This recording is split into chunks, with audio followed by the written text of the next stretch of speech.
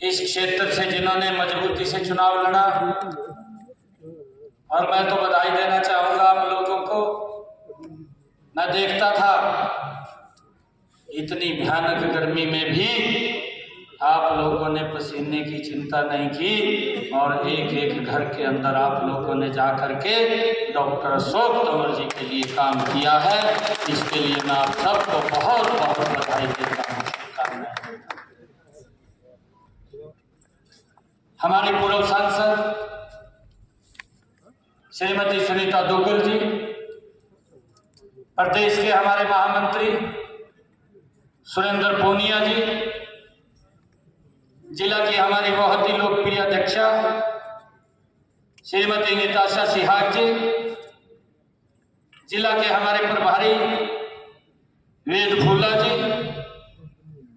और हमारे बहुत ही वरिष्ठ नेता आदित्य चौटाला जी, अमन चोपड़ा जी, और हमारे बीनू मैनीवाल जी जिन्होंने अपने विचार रखे, गोविंद कांडा जी, सरदार बलकौर सिंह जी, अमन चोपड़ा जी, रामचंद्र कंबोज जी, देव कुमार शर्मा जी, मंच पर विराजमान सभी सीनियर लीडरशिप, और हमारे मक्खनलाल सिंगला जी पूर्व विधायक, शीशपाल कंबोज जी, प्रमोद कंबोज जी, यतीन्द्र सिंह जी, विजय वधवा जी, श्रीमती रेणु शर्मा जी, और जिन्होंने आज भारतीय जनता पार्टी की सदस्यता को बहुत बड़े साथियों के साथ आज जो इस परिवार के अंदर शामिल हुए हैं, ऐसे हमारे राजेंद्र देशु जोधा जी, उनका भारतीय जनता पार्टी परिवार में शामिल होने पर मैं बहुत बहुत स्वागत और धन्यवाद करता हूं। हमारे रोहतास जांगड़ा जी, मंच पर उपस्थित सभी सीनियर लीडरशिप, और सबसे ज्यादा मैं आप सबको दोनों हाथ जोड़ करके सिर नवा करके प्रणाम करता हूं, राम राम करता हूं। आज मेरा सौभाग्य है कि चुनाव के बाद मैं अपने सिरसा की सरदारी के बीच में आया हूं। इलेक्शन के दौरान भी कई कार्यक्रमों के बीच में आपके बीच में आना पड़ा। अलग अलग जगहों पर जो कार्यक्रम थे उन कार्यक्रमों में रहने का अवसर मिला, और आज आप लोगों का मैं एक मुख्यमंत्री के नाते नहीं, मैं एक पार्टी के अध्यक्ष के नाते आप सबका धन्यवाद करने के लिए आया। भाइयों, मुझे खुशी है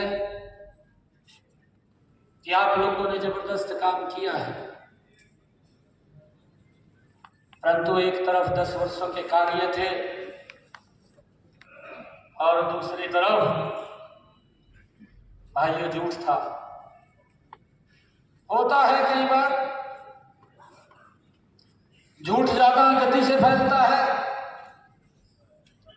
सच्चाई की गति थोड़ी धीमी होती है, परंतु उसका लाभ होता है। झूठ का ज्यादा समय नहीं चलता, वो कुछ समय के लिए चलता है।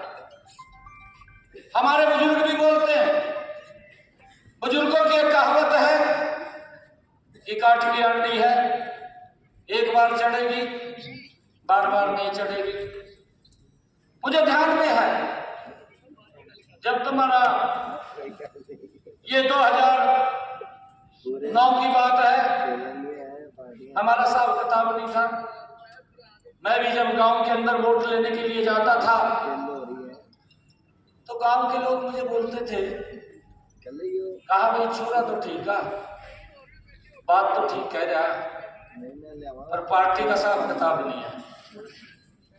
मैं उनको बोलता था, मैं कहा अगर आप मेरे साथ खड़े होगे तो पार्टी का हिसाब किताब बन जाएगा, अगर खड़े नहीं हुए तो कहां से बढ़ेगा, फिर हिसाब किताब नहीं बढ़ेगा। भाइयों, 2009 की मैं बात कर रहा हूं।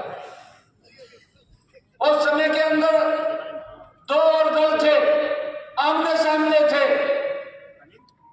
परंतु 2009 की बात है, प्रदेश के अंदर क्या हालात थे उस बात को आप देखिए, थोड़ा ध्यान करिए। ये 2014 से पहले की बात कर रहा हूं मैं।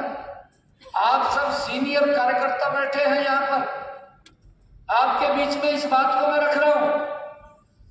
हमने उस बात को ध्यान करना चाहिए कि 2014 से पहले कांग्रेस की सरकार थी, हरियाणा प्रदेश में भी कांग्रेस की सरकार थी और दिल्ली में भी कांग्रेस की सरकार थी, दोनों जगह कांग्रेस की सरकार थी।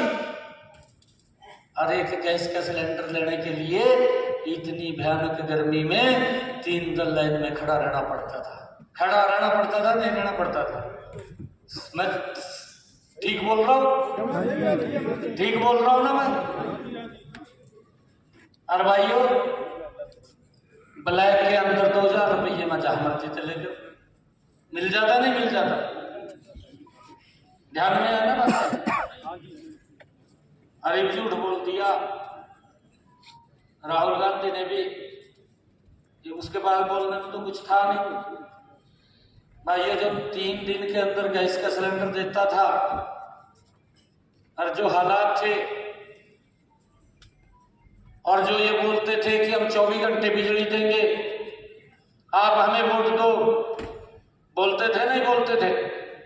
कांग्रेस ने मैनिफेस्टो में लिख दिया कि हमारी सरकार बनेगी 24 घंटे बिजली देंगे, परंतु एग्रीकल्चर को तो मात्र 3-4 घंटे मिलती थी और डोमेस्टिक के लिए, घरों के लिए मात्र 5-6 घंटे मिलती थी। इस बात को आप परिचित हैं। मुझे ध्यान में है कि जब इस प्रकार की गर्मी होती थी, मैं अपने गांव के अंदर मैं रहता था, आज भी गांव में रहता हूं। दोपहर के समय जब बिजली नहीं होती थी, मंजा ठाका पेड़ देखते थे कि कौन से पेड़ के तड़ा दोबारा कटागा।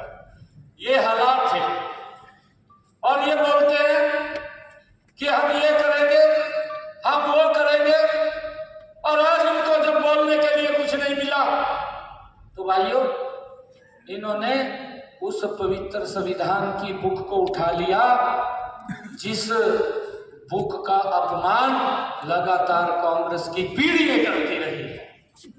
ये पीढ़ियां करती रही है।